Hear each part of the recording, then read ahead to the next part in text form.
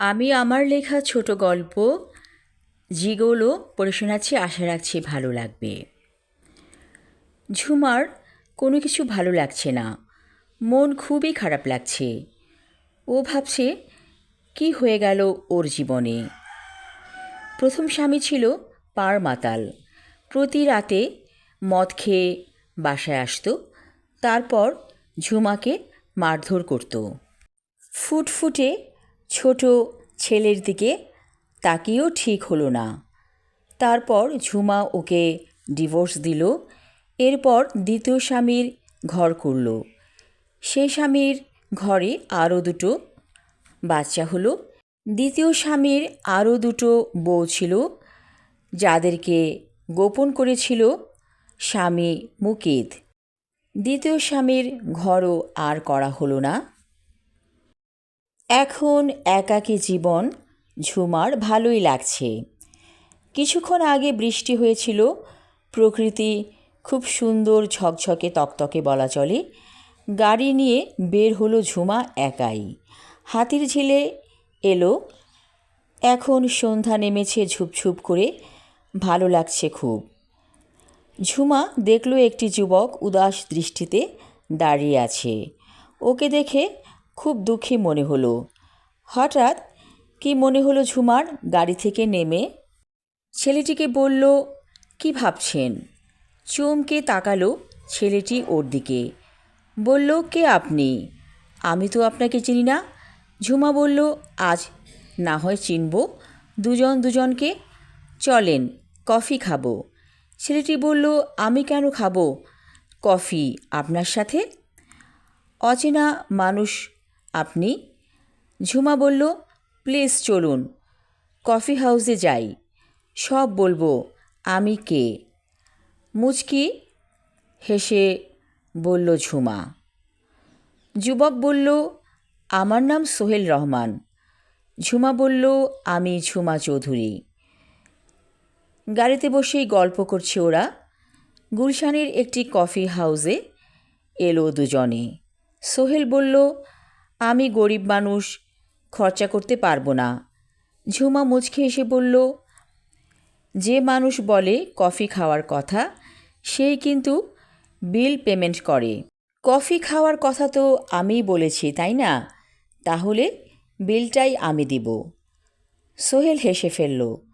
ঝুমা খেয়াল করে দেখল যুবকের হাসিটা চমৎকার। ওরা অনেকক্ষণ গল্প করল।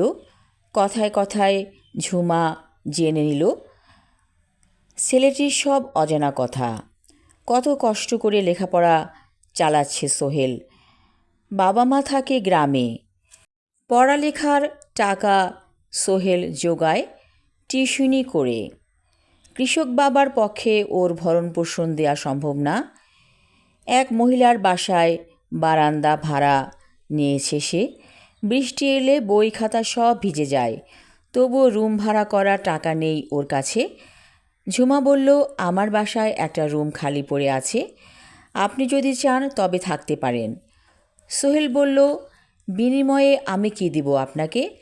ঝুমা বলল, আমি নিঃসঙ্গ, একা, আমাকে সময় দিতে হবে। সোহেল বলল, তাহলে তো বেশ ভালো হয়। আচ্ছা, আজই না হয় আপনার সব কিছু নিয়ে বাসায় উঠে যান, বলে ঝুমা। কিন্তু বাড়িওয়ালা খালাম্মা আমার কাছে 5,000 টাকা পায়, না দিলে বাসা থেকে বের হতে পারবো না, বলল সোহেল। ঝুমা বলল, চলেন যাই আপনার বাসায়। সেই রাতেই সোহেলের সব বই খাতা নিয়ে চলে এলো ঝুমা। বারান্দায় একটা চৌকি পাতা ছিল, সেটা বাড়িওয়ালারই ছিল।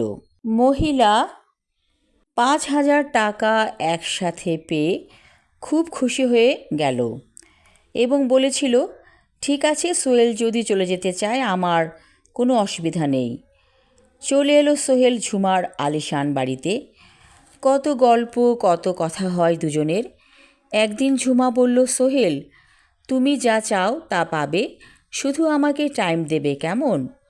ওরা দুজনে দেশ বিদেশে ঘুরে বেড়ায়। এখন রাজকীয় জীবন পেয়ে গিয়েছে সোহেল। একদিন সোহেলের বন্ধুর সাথে কোনো এক কারণে কথা কাটাকাটি হয়।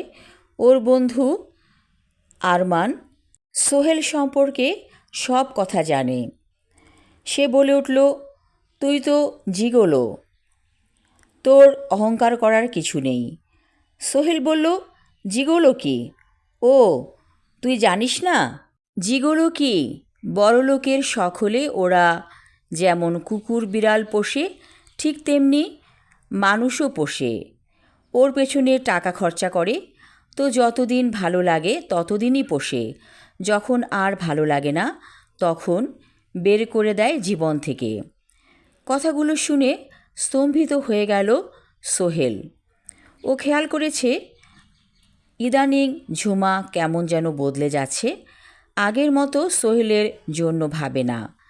তাহলে দিন শেষ হতে চলেছে, যে কোনো সময় চলে যেতে হবে এখান থেকে। ঝুমার এক বান্ধবী রুবি ইদানিং খুব ঝুমার বাসায় আসছে, সোহেলের সাথে ভাব জমাতে চায়। ওর ফোন নম্বরও আছে সোহেলের কাছে। মহিলার স্বামী মারা গিয়েছে দুটো সন্তান রেখে। সোহেল ভাবছে ঝুমার কাছ থেকে চলে যাবার পর রুবি নামের মহিলার সাথে সখ্যতা গড়ে তুলবে। বাড়ি থেকে ফোন এসেছে সোহেলের। হ্যালো বলতেই ওর খালাতো বোন শম্পা বলল, সোহেল ভাই, খালাম্মা খুব অসুস্থ, তুমি বাড়ি চলে আসো। সোহেল আর দেরি না করে বাসের টিকিট কেটে চলে এলো গ্রামের বাড়িতে। ওর মায়ের খুব জ্বর। কবিরাজ এসে ওষুধ দিয়ে গিয়েছে। মায়ের শরীর খুব দুর্বল। মা ইশারায় ডাকলো সোহেলকে। খুব ধীরে ধীরে বলল, সোহেল রে, তুই ঢাকায় আর ফিরে যাস নে। বড়লোকের বউঝিরা আমাদের সাথে মিশ খাবে না। তুই গ্রামের ছেলে, গ্রামেই থাক। তোর ছোট ছোট ভাই বোনগুলারে এই গ্রামে থেকেই মানুষ করবি। তোরে বড়লোক মহিলা ব্যবহার করবে, জীবন নষ্ট করে দিবে। আমার বোনের মেয়ে শম্পারে বিয়ে করে সংসারী হ। 3 দিন পর বিয়ে হয়ে গেল শম্পার সাথে সোহেলের। বাসর রাতে সব কথা খুলে বলল বউয়ের কাছে সোহেল। শম্পা বলল, আমি সব জানি, তুমি বড়লোকের পালা কুত্তা ছিলা। এই কথা ছি ছি, বলে সোহেল।